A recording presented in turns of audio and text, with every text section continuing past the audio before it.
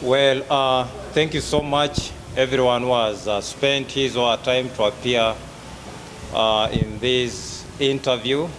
I'm very sure that most of you have been following what has been going on from day one.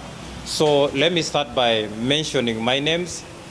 By the names, I'm called Okello Joshua. I'm a pure Ugandan. I was born in Uganda. What I'm doing are true facts. So basically today I'm going to update you about the issues of sanctions that were imposed on the Speaker of Parliament of Uganda, Honorable Anita. Because as you remember earlier on, I had filed a case at High Court Civil Division Kampala, whereby in that particular case I was against the sanctions that were imposed on her by the United Kingdom government, because when I analyzed everything, it appeared to be something illegal.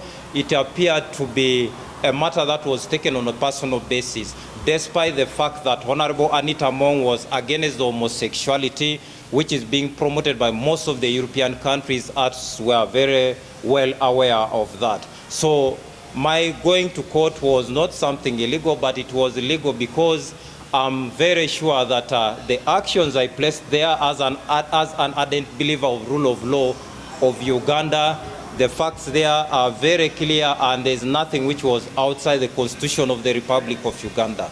Because when you read Article 50 of the 1995 Constitution of the Republic of Uganda, it states clearly very well that anyone or any organization has a right to take legal action on something which has been taken illegally on a community or on something that affects the entire public. So basically that's why I went to court, because when you look at the Speaker of Parliament of Uganda, she represents 48 million Ugandans.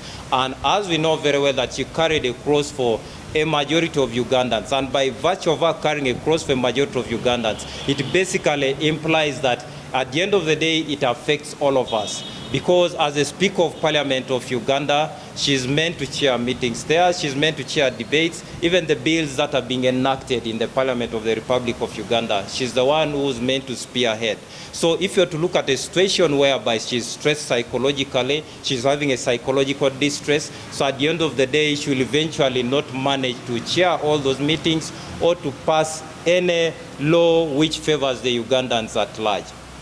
So at this point, I want to inform you the current status quo of the case that I filed against the United Kingdom government. So as I said in a few minutes ago, that I filed the case at High Court Civil Division Kampala, whereby when I filed the case there, the next stage that court was supposed to take was to fix a hearing, because usually when a civil matter is being filed, the first procedure, of course, is filing your complaint or your suit rather, then the next procedure is the hearing date to be fixed.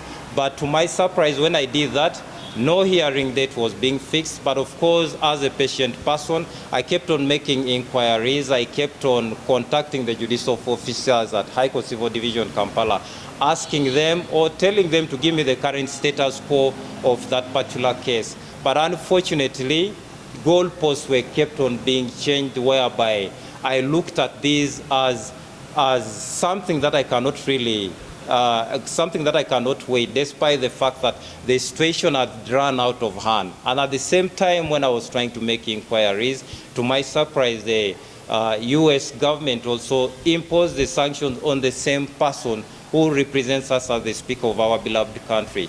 So in my understanding, what I decided now to do was to change the case, whereby I shifted the case to a European Court of Human Rights, which is in France, located in Strasbourg City.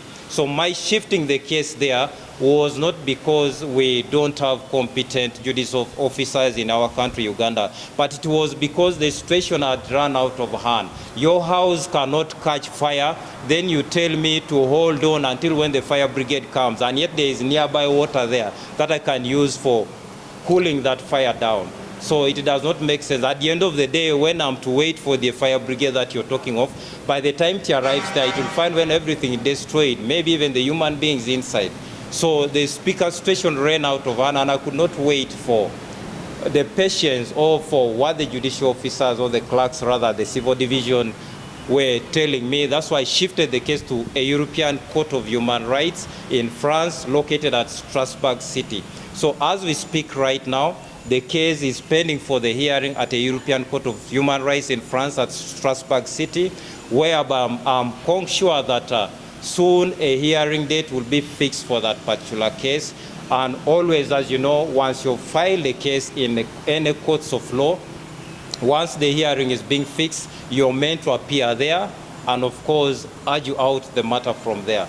So as far as that issue is concerned, I'm waiting for the hearing date to be fixed. And when the hearing date is fixed, I'm sure I will inform the public, and I will eventually have to travel up to France to represent the Speaker, to represent the 48 Ugandans, and to represent Uganda as a country at large. And I'm very sure that with the knowledge I have, with the facts I have, and with the rule of law that I have in my brain, I'm going to challenge the Europeans as far as the legal sanctions imposed on the Speaker are concerned. Well, if the hearing date is being fixed, I will eventually have to go there, and I will go there as a representative of not only the Speaker but Uganda as a country at large. So I will eventually have to go to France to represent Ugandans. And I'm very sure that I will not embarrass the Ugandans. Yes, from this cause, because usually when you're closing a case or when you have interest of shifting the matter to another courts of law, you eventually have to withdraw it first from the court that the case has been filed before. So I definitely had to withdraw it from there before I shifted it there. And of course, my taking it there makes me understand that the other court is a court that basically handles human rights. And by virtue of it being a European Court of Human Rights, I'm very sure that sanity will come in, justice will come in. When it comes to the US sanctions, as far as that issue is concerned, right now I don't think whether I'll communicate my legal move on that particular issue. But in the event that I'm to take an action on that, I'm sure I will still communicate to the public about that.